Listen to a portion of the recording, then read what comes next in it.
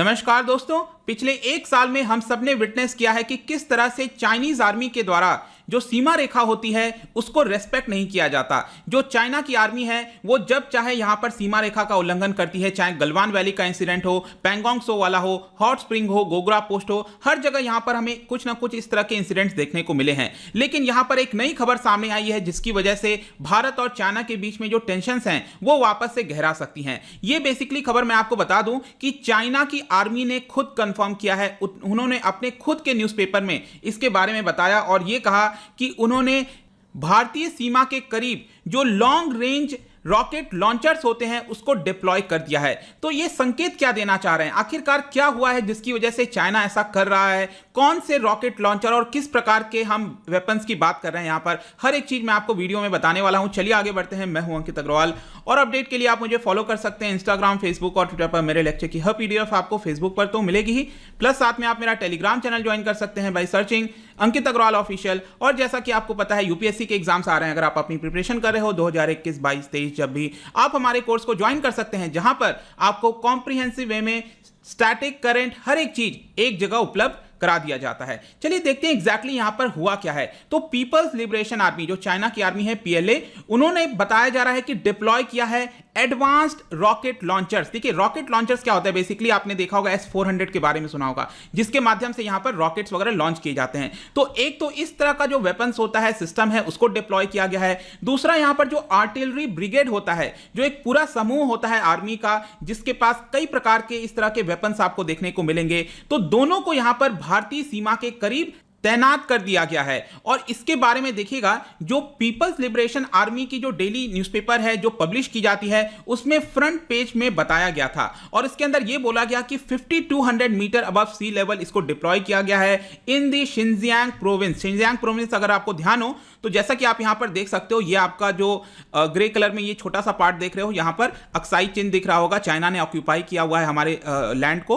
तो इसी के पास बेसिकली आपका जो शिनजियांग प्रोविंस है उसके पास आता है। तो यहीं पर कहीं ना कहीं बताया जा रहा है कि जो चाइना है उन्होंने इस तरह के वेपन्स को डिप्लॉय किया है। इसका सिग्निफिकेंस क्या है, हम इसके बारे में क्यों डिस्कस कर रहे हैं? क्योंकि पहली बार पीपल्स लिबरेशन आर्मी ने कंफर्म किया है, खुद कंफर्म किया है। तो कहीं ना कहीं एक बड़ा संकेत देने की कोशिश करें, क्योंकि इस तरह से आप कहीं पर भी डिप्लॉय करते हो सकता है भारत ने भी किया होगा, लेकिन इस तरह से आप पब्लिकली इस चीज के बारे में नहीं बताते। मतलब बताने का मकसद क्या है बेसिकली, तो इसके लिए ये सिग्निफिकेंस काफी ज्यादा बढ़ जाता है। इसके अलावा मैं आपको बता दूं कि पहले भी पिछले साल भी इस तरह की खबर आई थी, इंडियन मीडिया के कई आउटलेट्स के द्वारा रिपोर्ट किया गया था कि एडवांस्ड वेपन सिस्टम चाइना के द्वारा जो हाई एल्टीट्यूड डेजर्ट्स हैं, जो तिब्बत वाला रीजन अगर आप देखोगे यहां पर हो सकता है कि डिप्लॉय किया होगा। तो पिछले साल यह खबर आई थी, लेकिन चाइना ने इसको कंफर्म नहीं किया था। अगर हम अभी प्रेजेंट के डिप्लॉयमेंट के बारे में बात करें तो जो चाइनीज आर्मी के द्वारा इसके बारे में लिखा गया है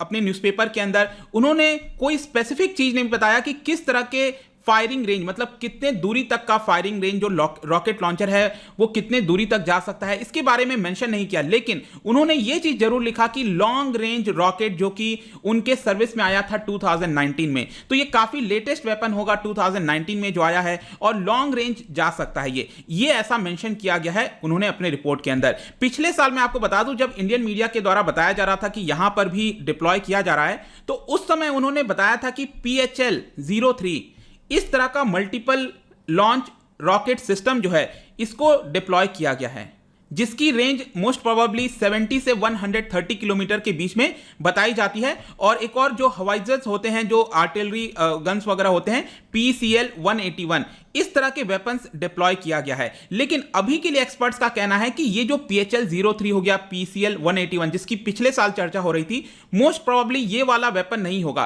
क्योंकि जब चाइना खुद कह रहा है कि वो लॉन्ग रेंज रॉकेट लॉन्च कर रहा है, तो लॉन्ग रेंज का मतलब ये हो गया कि वो जो रॉकेट सिस्टम होगा, जो लॉन्चर होगा, वो मल्टीपल रॉकेट कैरी कर सकता है, बड़े रॉकेट्स कैरी कर सकता है और उसकी रेंज 100 किलोमीटर से ज्यादा होनी चाहिए। तो मोस्ट प्रोबेबली बताया जा रहा है कि उनके पास PHL-16 है और टाइप PCL-191 है। इसको यहां पर डिप्लॉय किया होगा चाइना ने इंडियन बॉर्डर्स के करीब। लेकिन सबसे आखिरी में यह क्वेश्चन आता है कि आखिरकार चाइना करना क्या चाह रहा है, चाइना क्यों ये ऐसा कर रहा है, क्यों इसको पब्लिकली बताया गया है। तो देखिए, मोस्ट प्रोबेबली हो सकता है कि जो इस समय टॉक्स चल रही हैं दोनों देश के बीच में, जो कमांडर लेवल की टॉक्स चल रही हैं, उसको लेकर कुछ मतभेद देखने को मिला था। जो आखिरी टॉक हुआ था 9 अप्रैल को, ये आपका 11th कोर कमांडर लेवल की टॉक हुई थी। तो यहां पर चाइना ने बैकआउट कर गया, मतलब जो चाइना एक तरह से प्रॉमिस किया था फरवरी के महीने में, उससे यहां पर अपने वादे से मुकर गया। और हो सकता है कि बॉर्डर डिफेंस को मजबूत करने के लिए और एक तरह से संकेत देने के लिए भारत को उसने इस तरह का कदम लिया होगा। बेसिकली फरवरी में आपको याद होगा अगर, तो जो पैंगोंग त्सो का पूरा रीजन था, जैसा कि आप इस मैप में देख सकते हो, मैंने कई बार इस तरह के वीडियोस बनाए हैं। यहां पर आप देखिएगा पैंगोंग त्सो ये वाला हो गया, नीचे आप देख पा रहे होगे, राइट, ये आपका पैंगोंग त्सो वाला रीजन है। इसके ऊपर अगर आप देखेंगे तो यहां पर हॉट स्प्रिंग और जो गोगरा पोस्ट है वो दोनों यहीं पर मिलेगा। तो एक ये वाला पोस्ट हो गया, दो यहां पर हो गए हॉट स्प्रिंग और गोगरा पोस्ट, और चौथा आपका गलवान वैली में। तो यहां पर जो फरवरी में हमने डिसएंगेजमेंट किया था वो पैंगोंग त्सो में किया था, वहां पर चीजें हो गई थी। तो ऐसा लग रहा था कि जो बाकी का ये हॉट स्प्रिंग है और जो गोगरा पोस्ट है, यहां पर चीजें भी सामान्य हो जाएंगी आगे चलकर, और चाइना ने कहा था कि हम इसको भी सुलझा लेंगे। लेकिन जो लेटेस्ट यहां पर टॉक हुआ है 9 अप्रैल को, यहां पर चाइना बैकआउट कर गया है। चाइना कह रहा है कि हम यहां पर जो हॉट स्प्रिंग वाला एरिया है अपनी आर्मी को पीछे नहीं खींचेंगे। जो हॉट स्प्रिंग और गोगरा पोस्ट है, मैं आपको और अच्छे से दिखाता हूं। ये मैं इस एरिया की बात कर रहा हूं, ये जो एग्जैक्टली हॉट स्प्रिंग लिखा हुआ है यहां पर, इसी एरिया की बात कर रहा हूं। यहां पर अगर आप देखोगे तो PP-15 दिख रहा होगा, इसको कहते हैं पेट्रोलिंग पॉइंट 15, और यहां पर आप देख रहे होगे PP-17A। तो ये पेट्रोलिंग पॉइंट 17 अल्फा होता है, ये फॉरवर्ड होता है, जैसे PP-17 के जो A होगा वो हमेशा आगे होगा इसके। तो यहां पर ये जो PP-17A है और PP-15 है, इन दो पॉइंट्स को लेकर इन्हीं को कहा जाता है गोगरा पोस्ट और हॉट स्प्रिंग। ये वाला हॉट स्प्रिंग है, PP-15 आपका गोगरा पोस्ट हो गया। तो पिछले साल क्या हुआ था कि ये 4 पॉइंट्स पर उनकी आर्मी ने क्रॉस कर गए थे। तो ये जो गलवान वैली है और पैंगोंग त्सो वाला है वो तो आपका सामान्य हो गया, ठीक हो गया, कोई प्रॉब्लम नहीं है। लेकिन ये जो गोगरा पोस्ट और जो हॉट स्प्रिंग है उसी में पूरा मुद्दा अटका हुआ है। चाइना की आर्मी कह रही है कि हम अपने आर्मी को यहां से बैकआउट नहीं करेंगे, पीछे नहीं ले जाएंगे।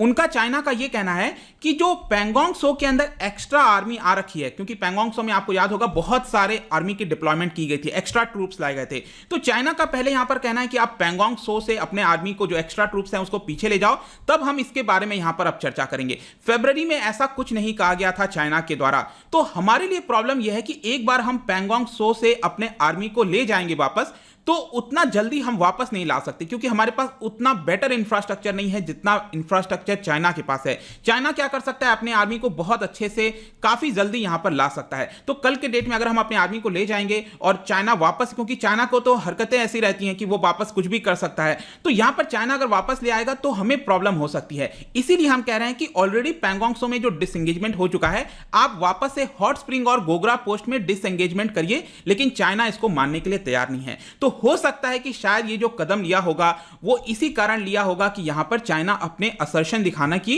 कोशिश कर रहा है। तो आई होप कि यहां पर आपको चीजें समझ में आई होंगी। और एक और चीज आप अपने एग्जाम पॉइंट ऑफ व्यू से याद रखिएगा कि ये जो PP-15 है और PP-17A है, गोगरा पोस्ट और हॉट स्प्रिंग, यहां पर आपको चैंग चेनमो रिवर मिलेगा और कोंगका पास भी इसी के पास है। तो आपके एग्जाम में ये पूछा जा सकता है। तो आई होप कि इसके बारे में सभी जानकारी आपको मिल गई होगी। जाने से पहले मैं आपके लिए एक इंटरेस्टिंग क्वेश्चन लेकर आया हूं। सपोज मैं कहता हूं कि यहां पर नॉर्थ ईस्ट के अंदर जितने भी 7 राज्य हैं, असम, अरुणाचल प्रदेश, नागालैंड, मणिपुर, मिजोरम, त्रिपुरा, मेघालय, अगर हम सभी के एरिया को मिला दें तो यहां पर कौन सा राज्य है जो कि इन सभी नॉर्थ ईस्ट के राज्यों से बड़ा नहीं है? बड़ा नहीं है ये आपको बताना है। मतलब कि 3 ऐसे राज्य हैं इसमें से जो यहां पर सभी 7 राज्यों का एरिया से भी बड़ा है, एक नहीं है। इसका जो राइट आंसर है आपको पता ही है, मेरे इंस्टाग्राम पर तो आपको मिलेगा ही। अगर आप वहां पर नहीं हो कोई बात नहीं, टेलीग्राम से भी आप इसका राइट आंसर ले सकते हैं। मैं कई सारे MCQs यहां पर डालता रहता हूं स्टोरीज के फॉर्म में, आप जाकर प्ले कर सकते हो। अगर आप मुझसे इकोनॉमी पढ़ना चाहते हैं, कोई भी कोर्स परचेज करना चाहते हैं, स्टडी IQ ऐप पर जा सकते हैं। आई होप की वीडियो आपको पसंद आया होगा। मिलता हूं आपसे next time. Till then, thank you very much, see you soon.